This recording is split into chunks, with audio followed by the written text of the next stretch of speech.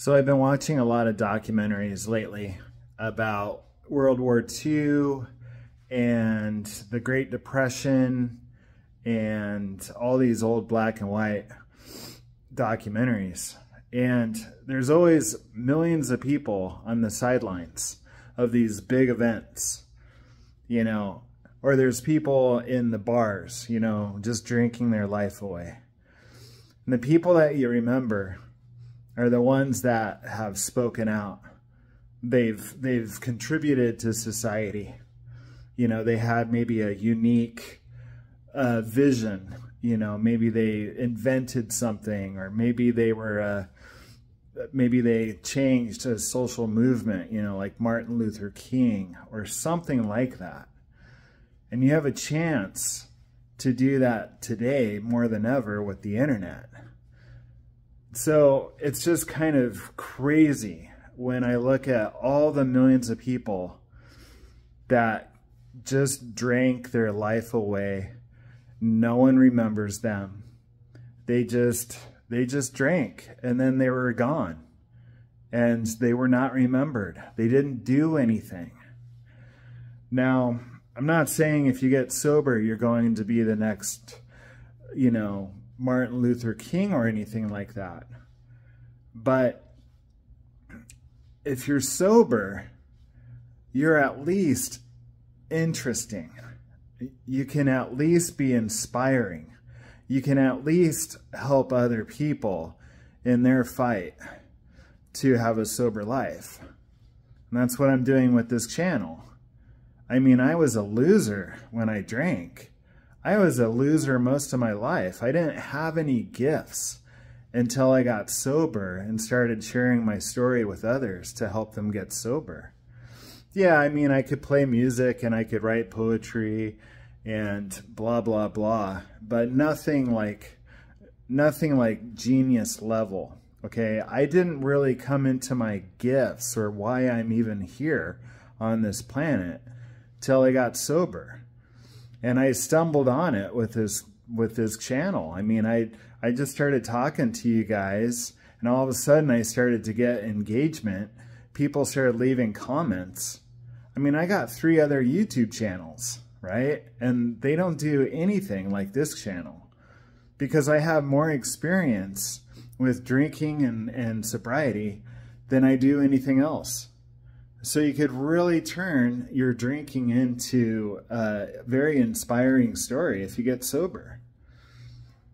But, you know, most people just fade away, you know. If they just keep drinking, it gets uglier and uglier, okay?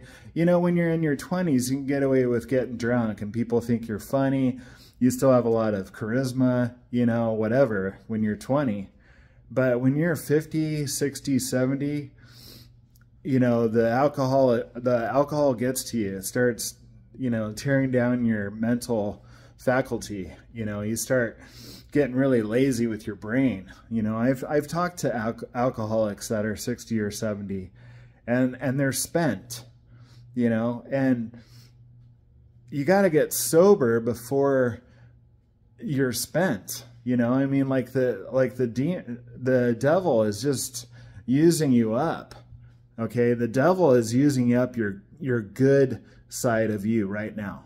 Okay, the longer you drink, the more the devil is basically using you up. And some people, they get sober, you know, too late.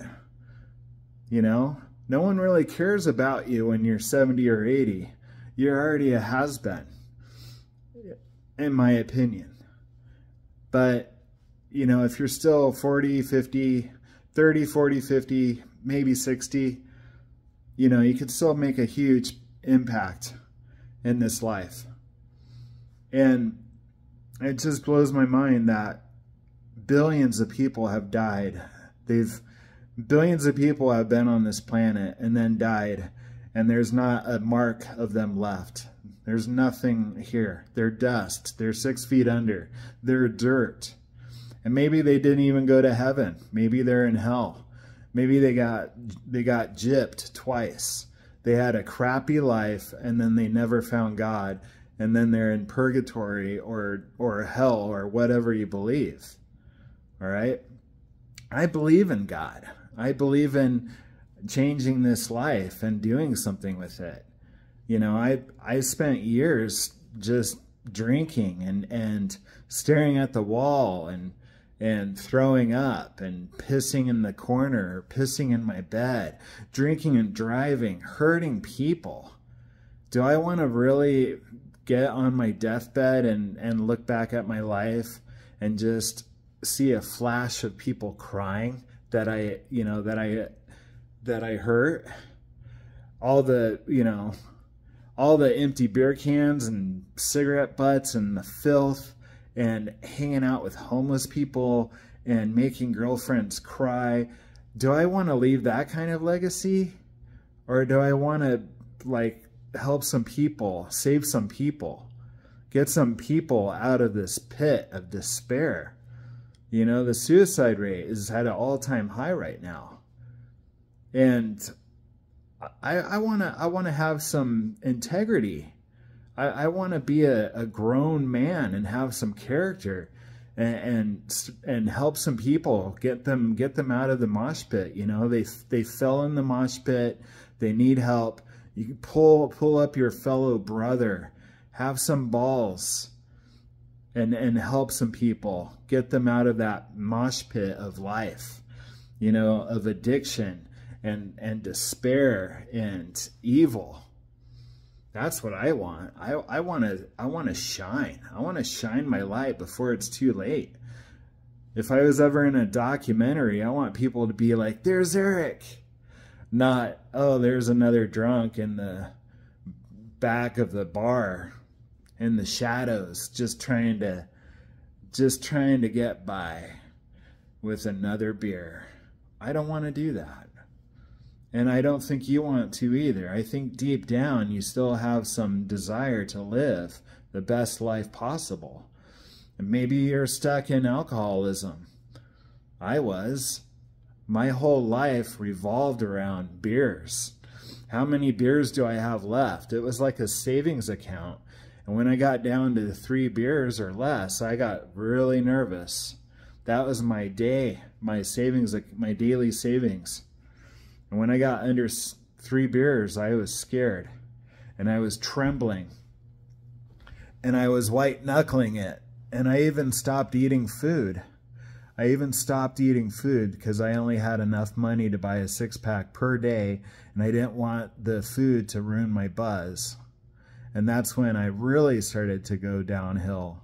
And I started shaking, and my eyes were blurry, and my brain was malnourished. It was like, you know, I was talking to, you know, I still had a job, barely, and I was talking to my supervisor, and I went like that. Like my brain shut off for a second because I was so malnourished. My brain was dying, and I already had a heart attack. So I was really good at destroying myself. And now I want to be really good at living. And so the title of this video is either get busy sober or get busy drinking, based on Shawshank Redemption, that movie right there. One of my favorite movies. Why is it my favorite? Because Andy was in prison for 19 years and he finally broke free. He broke free. That symbolizes many things. I want to break free financially, and spiritually, and physically. I've lost 50 pounds this last year. I make multiple 6 figures a year now, passively. And I gotta get closer to God. I gotta get closer to God and stop masturbating. And, you know, I still have a little bit of a dirtbag in me. But I'm cleaning everything up and I'm changing my life. And you can change your life at any time. I know I said that don't take me seriously. I mean, you can change your life even if you're 70, okay? You can still tap into your unique character and your God-given gifts. I'm just saying it's harder when you're 70 or 80. Most people, shine in their 40s and 50s. I mean, for a male, it's like 50 years old. That's your peak in business, at least, you know. But you can still get physically ripped, and if you get physically ripped at 50, people are going to be like, wow, what did you do? You know, because most 50-year-olds are fat, and they're past their prime. So it's all about bucking the system, doing something out of the norm. You know, anyone can get fat and watch TV and do nothing, be ordinary. If you want to be extraordinary, you know, break some boundaries, and you'll be proud of yourself. A lot of alcoholics, they have a low self-esteem because they've given up on things. I mean, I was the #1 quitter in the world. I mean, I quit high school 3 times. I quit college 5 times. I quit Job Corps, art school, modeling, lots of girlfriends, you name it. I quit it. I was a professional quitter. But when I got sober, I was like, no more quitting. So I've been in the same home business for, well, the same industry for 10 years. Been with my current fiance for 13, and haven't drank for 10 years, no relapses. And I've lost 50 pounds in the last year. So yeah, it feels good. But of course, you know, we still have bad days. But celebrate every little win and climb yourself out of that hole. And I know it sucks, especially if you're scared and you don't have any sobriety and you're having withdrawals and you're shaken. If you can afford it, go to a recovery center, medically supervised. If you don't want to die from quitting alcohol too fast. But I want to leave a legacy, and I want to get busy living, and I want to feel high naturally. I want to buzz from dancing. I want to buzz from fasting. I want to buzz from getting close to God and hearing him speak, or the angels, smelling the angels enter the room. I've had that before. Supernatural stuff. I've petted foxes before. I couldn't believe it, but I changed my vibration and saw some foxes down by the cliffside. Lived in a small town, and we were by the water, and these 2 foxes ran up to me. My friend was behind me, and my friend's going, "Oh my God, oh my God." And I knelt down and I put my finger out, and the orange fox, there was a black fox and an orange fox, and the orange fox nibbled at my finger playfully, and I was playing with the fox because my vibration was different. I wasn't in fight or flight. I was doing a lot of meditating and stuff, and so my vibration was accepting the animals. I met the animal kingdom. Crazy stuff like that, okay? And you can do that in sobriety. Just test the limits, you know. Start jogging. If you want a high, get a jogger's high. Or go do the sauna, you know. Start cleansing and do a dry sauna, you know, or do a sweat lodge or a vision quest. You know, I did a kind of a vision or a sweat lodge with some native Indians, and they sang in the teepee. We were in a teepee. We had the grandfather rocks, really hot, and they sprinkled sage on it. Smelled beautiful. And they were like, if it gets too hot, just cup your hands and your mouth to the earth. That's where the cold air is. And someone broke down next to me. They were crying, freaking out, and you know, that's crazy, but it's beautiful, it's spiritual, it's clean, you're sober. You know, there's gifts and miracles all around us, but we can't see it because we're too blinded by the alcohol. You know, alcohol is very low vibration.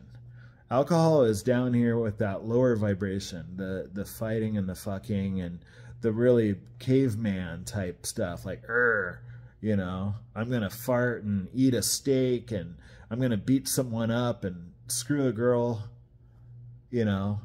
But when you start meditating and fasting and jogging and reading, you know, self-development stuff, your vibration raises. And then that's when people will start being attracted to you, and beautiful things will start attracting to you. And you can change your whole life with law of attraction, manifestation. And you can play with the universe like it's a game. You know, it's all in here. What you have in here you'll attract outside of yourself. What you focus on grows. If you focus on drama, then the universe is going to give you more drama. If you focus on abundance and there's plenty for everyone and you're a millionaire, then you're going to attract that. Opportunities and money. Whatever you focus on, you'll attract. You'll get more of it. That's why poor people are like, poor me. I always have bad luck. Or just my luck. Or money doesn't grow on trees. And they're programming their reality. We're the sum of our reality. We're the sum of our thinking. Our reality is the sum of our thinking. So if we're stinking thinking all the time, yeah, you're going to have a crappy life. But when you change your thinking, you should read Think and Grow Rich by Napoleon Hill. But you can completely change your reality just by your thoughts. Turn off the TV, get off of social media, stop trying to keep up with the Joneses, meditate, get close to God again. It's not his fault that this world is evil, okay? It's a test. He wants you to pass the test, and then you can be closer to the Father, all right? But it's not his fault. It's your fault. I'm not blaming you. I'm just saying that we're projecting. Our reality is the sum of our thinking. And you can change at any time. That's why it's exciting. That's why my life is exciting right now.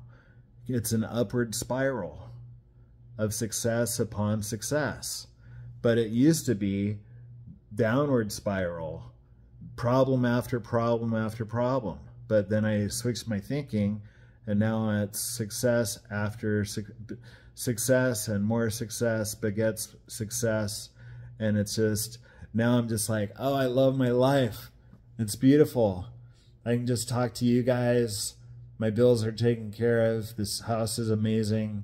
My fiance is amazing. And I'm at peace for the most part. Of course I have bad days and I get lonely. That's why I talk to you guys. So I love your comments. Keep them coming. And if you want to rewire your brain for more money, click the link under this video. Check out what I'm promoting. It'll blow your mind. Watch the whole video and it'll make sense and you'll want to get it. All right. And yes, it is an affiliate offer. But I wouldn't sell anything if it wasn't worth it. This guy is mind-blowing. And it will change your reality. And you can have anything you want in this life. Sobriety, your dream partner, money just flowing in, a great business, perfect health, whatever you want. You can have it. But you got to stop blaming others for your life, okay? That's the lamest, easiest way to feel somewhat good, or it's not even, it's like a cop-out, you know? Most people project their frustrations onto others. It's their fault why my life is this way. It's the government, it's my ex, it's my kids, it's my job, it's my boss. You got to stop doing that. Take 1,000% responsibility. I'm responsible for my life right now. And I used to be responsible for the crappy life I had 10 years ago. I got in all that trouble. When I stopped drinking, all the problems went away. Surprise! It's crazy, but it's true. Most of our problems, 95% of our problems are drinking related. I went to the ER urgent care all the time because of alcohol, got in fights because of alcohol, drinking and driving, crappy jobs because of alcohol. I never excelled in my job because I wanted to just get drunk at night. So I always remained a short order cook. I never made it to chef because I never wanted to stay sober and learn culinary. It was all my fault. And now it's all my responsibility for this amazing upward spiral. You choose. It's up to you. You can either leave a legacy or just be that forgotten person in the dark corner of a bar who just dies and no one remembers you. I don't think you want that. I don't want you to do that. So hit the subscribe button and let's go on this journey of sobriety. It can be really fun and exciting and cool. Okay?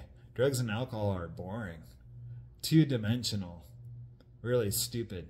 All right? You know better. And I want you to live. And I love you guys. I love you guys. We got this.